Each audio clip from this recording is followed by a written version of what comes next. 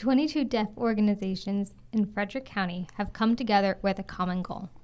They want to create a Maryland Deaf Community Center, a central location for deaf services, and a community meeting center. The president and vice president of the group join me now in the studio. I'm Heather Angilio, and this is Frederick Uncut. I'm here with Linda Stoltz, who's the president, and Lori Benhayo, who is the vice president.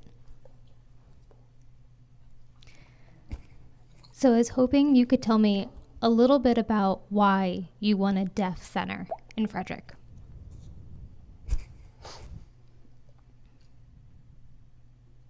So I've been a Frederick resident for a very long time, over 35 years, until just recently I retired. And during the years, I've seen the community, people in our community become frustrated. There's a lack of information, lack of a facility for us to come together.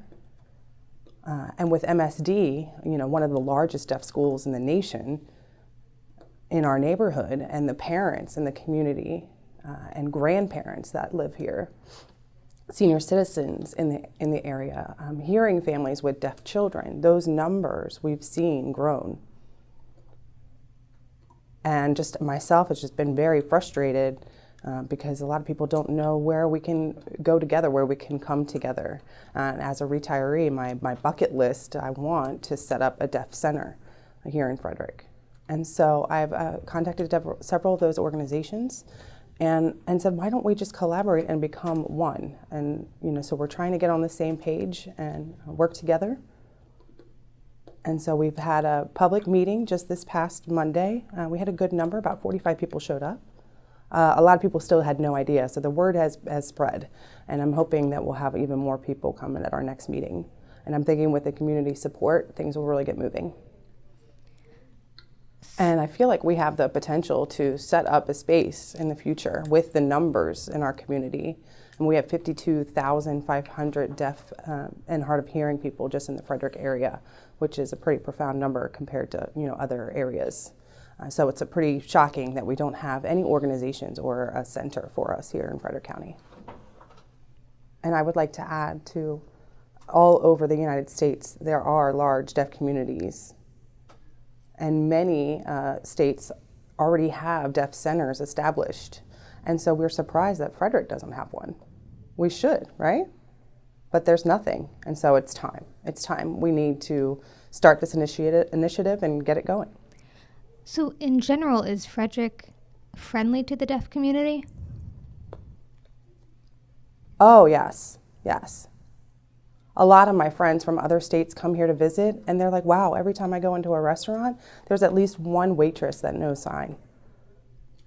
Pretty impressive. And also, with the new bike racks that were just set up against Carroll Creek that spells Frederick, people have just been amazed to see that. It's just definitely a very warm and friendly environment. And I want to add, too, we have to be careful because, if we sign, we know there are so many people out there that know sign. Also, the hospital here is just, wow, impressive compared to other states. They're still struggling to get interpreter services in other hospitals, but our local hospital has 3 staff interpreters around the clock. They also offer VRI services. And for me and my needs, they're met. They're fulfilled here in Frederick, except for having that deaf space, that deaf center. There's a woman who approached me, I want to say, when we had proposed the meeting back in January, she came to me and said, I'm just so thrilled that you're planning to set this up because my elderly aunt, who's 80 years old, has no idea where to go for resources. And that just really touched our hearts. And then we've known families that move here and they don't know where to go, especially if they're enrolled at Maryland School for the Deaf. And Maryland School for the Deaf isn't necessarily a service for us, so a lot of us have no idea where to go. And so having a deaf center would be a place where people could get resources, could get information for those that live here in Frederick and neighboring counties. And when you say resources or services, what kind of resources or services would you hope to see? For example, elderly people who are losing their hearing, we can refer them to an audiologist, counseling services, job search, job coaches, caregivers, there's really a long list of resources that we could provide. Equipment, for a full accessibility, whether it be in their homes or in their workplace. Also sign language classes, offering those to the community, interpreting services, workshops, different social events as well could be held at the center. Perfect. And so you mentioned also the community space. Why is it so important to have a place where you guys can all come together?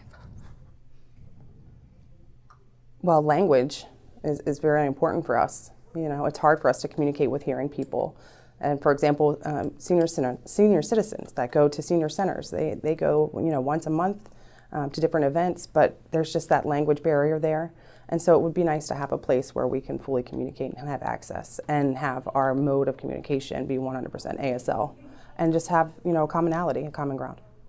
And if you had a community center, would you also hold events and have events that are just for those in ASL? Oh, no, it could be open to different, members of the community. Even senior citizens coming in to play cards, or like a fitness center, exercises, workshops for hearing parents of deaf children. Provide them the services that are offered to them.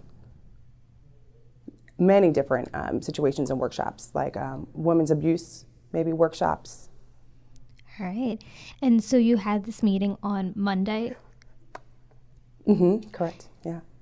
And that was the first time that we had made this public, our initiative public. So a lot of people were really thrilled with the idea, and we want to make it happen. And how did you think the reception was? Oh, I got a lot of positive remarks and a lot of emails the next day. After it was published in the newspaper, I had a lawyer even in Frederick City contact me that was just thrilled that deaf people would have this access. And he had said, let me know how I can help you and how I can support you. And so there was a lot of people that, I'm even getting almost people jealous that this could possibly happen for us here in Frederick and the state of Maryland as a whole. So we're very excited about what's to come. So now what we need is the facility itself and money, the funding. So I'm hoping that through donations or private investors, we plan also to write a grant. So we're hoping that we'll be able to get a grant for the services itself, and then a private investor to support, the building, the operational costs, things like that. And also this will provide more jobs, for our community. And so I think that's a pretty positive impact. And so you're starting by declaring yourselves a nonprofit? Correct, yes. All right. And so after that, you're now looking for building space, if I understand correctly? Mm-hmm. Yeah. The first step, obviously, is receiving the funds, and that would then help me decide where to start looking. This Wednesday, we plan on meeting with Jan Gardner's assistant. Her name is Kelly and Vivian. She has 2 assistants. And they're going to, I guess we need a proposed budget, and that's due March 15th. So we're getting those steps in place, and hopefully we'll have, we're going to open a bank account soon. So any donations that are received will go into that. Also, hopefully, if we have any private investors willing. So exciting. So I know that you've gotten support from the deaf community, but what about the hearing community? Have they seemed to be on board with this? Not yet, but we do need to reach out, and hopefully this podcast will reach the hearing community. I'm sure that there are a lot of people that maybe have money but don't know who to donate to them to, and so I'm hoping that they would consider us. And you mentioned your meeting with Jan Gardner's office. Has the county executive been on board so far? Yeah. Mm-hmm. Yep, we've been in contact. She seems to be really supportive. I think we were expecting that maybe the state of Maryland or county could help, but it doesn't seem like that is 100% an option for us at this point. And Jan Gardner has already shared with us her budget and her projections, and unfortunately there's just not a lot of money left in the budget to fund those services. So we can't rely on them 100%, but we're hoping with other support that we would be able to start. And when we met with Jan, she seemed really surprised about the number of deaf and hard of hearing people that live in Frederick County alone. And she had asked where we had gotten that number. And I had said we had received it from the governor's office. So. And you mentioned there's 22 organizations that are all coming together? Yes, correct. So how did you work together and come together and manage to communicate with all 22? So we contacted a representative from each organization, and we've been getting together for the past year. And so after meeting with all of those representatives, then they share it with the people within their organizations. And then, so we said, let's just go ahead and open it up to the public, which we did last Monday. And everyone just really feels like we need this central facility. I mean, we often have to pay rent. We have to go through negotiations, and as a nonprofit, for us to host events, it's pretty tough. So the struggle is the facilities. That's our main concern. And I know that there are some deaf people who also need help. They need these services. So we've been trying to help to refer them to the right people. All right, perfect. And so I know that you're looking for the building space, but how soon would you like to see the center come available? As soon as possible. We've been talking about this, and we've seen a lot of vacant buildings in the Frederick area. It would be nice if there's any way that we could be gifted maybe a space that's ready, and we would be able to take care of operational cost, decor, all of that furniture, but we definitely need the building space. And with a nice, safe parking lot nearby. That's what we're looking for. And have there been any buildings that you particularly are interested in? No, not yet. I mean, I've seen several. I'm looking through the window and saying, oh, this would be so nice. This is a huge dream of ours. So there's some out there. But again, it comes back to funding. And I know that deaf people really just want a social area, a social place where we could host events, parties, like Mardi Gras. We've had a Mardi Gras party that we're going to be hosting at Cafe 611. And unfortunately, we have to pay to rent that space. And so we have received some donations, which is nice, but the rental costs, we are a burden, and we do feel kind of lonely. There's no central space for us to socialize, whether it's deaf people, people who have lost their hearing, parents of deaf people. We just really want an alliance in our community.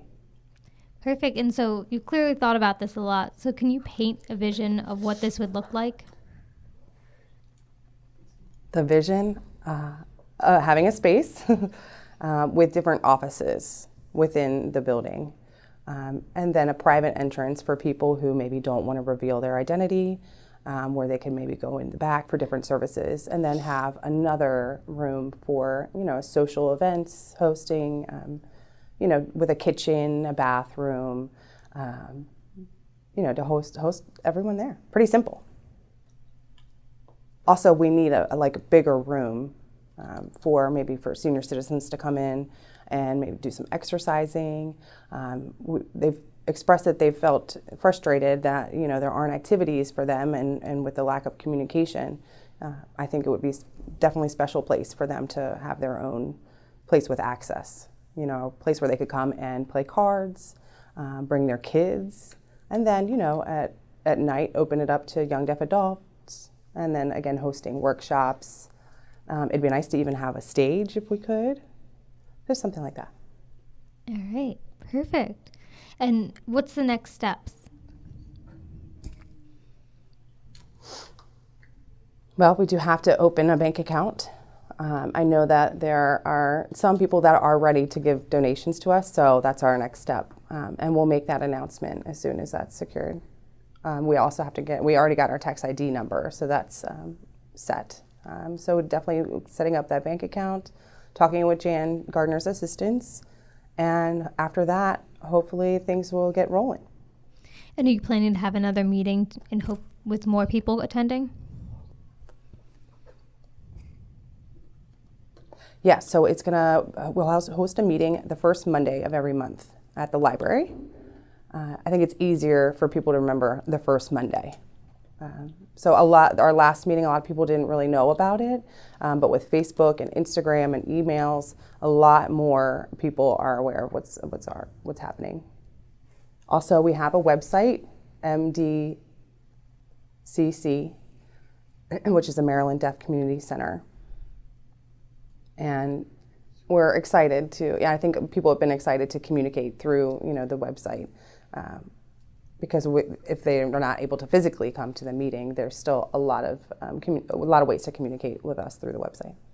All right, perfect. And who should show up to the meeting the next time you have one? Anyone, everyone is welcome. This morning I went to FSK Mall just to walk around, and I ran into a woman there who is an interpreter, and she said, "Oh my gosh, I heard about your meeting on Monday. I want to come next month." And I said, "Sure, come on. And remember, it's the first Monday of every month. Bring your friends." She was really excited. And I know that we'll have more people, maybe 100 next month. So come and see for yourself. All right, perfect. And you mentioned donations. Where can people donate? Well, like she said, we will be opening up a bank account here shortly. And then we'll start advertising on our website where you could donate. All right, perfect. And just, for those who are in the community, what do you think that they need to know about why you're looking to make this center and why it should be helped by the community?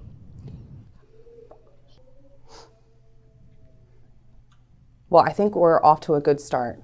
And I would really like other communities like Baltimore, PG County, Rockville, other communities that have large deaf numbers to see what we're doing here and check MDCC-Frederick and hopefully model that into their cities. So maybe one day having an MDCC-Baltimore. So I think that we're making a good start here in Frederick. And I'm sorry, what was your other question you said? Sorry. It's just anything else that people in the community need to know about this.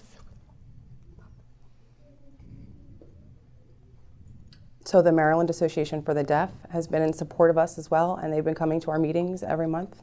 The president and former president, Richard Jeffries, has been in great support, and it's nice to have his support because I can't remember what that guy's name was at the governor's office. Oh, Kelby Brick, who works with the Office for the Deaf of Hard of Hearing in Annapolis. And so we've gotten his support lately too. And so we're talking to those people, those congressmen, senators, to hopefully get them on board. All right, perfect. Anything else? Anything else that you maybe have questions about? Any curiosities from your standpoint that you would want to ask us? What is something that the community can do to better support the deaf community?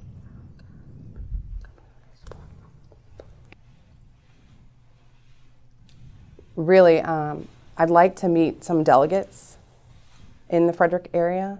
I'm not really a political person, but I would love to meet with them and share our ideas with them. And hopefully they can support us as well as senators, and so forth. We need to know, obviously, what buildings are vacant. And that would help us, in our process. Also, what other agencies or companies are out there that could support us or that are willing to donate. We're not sure what organizations would donate to our community. So if there's some resources regarding that would be great. Those are our really two biggest things right now. All right, perfect. Well, thank you both so much for coming in. Sure. Thank you for having us.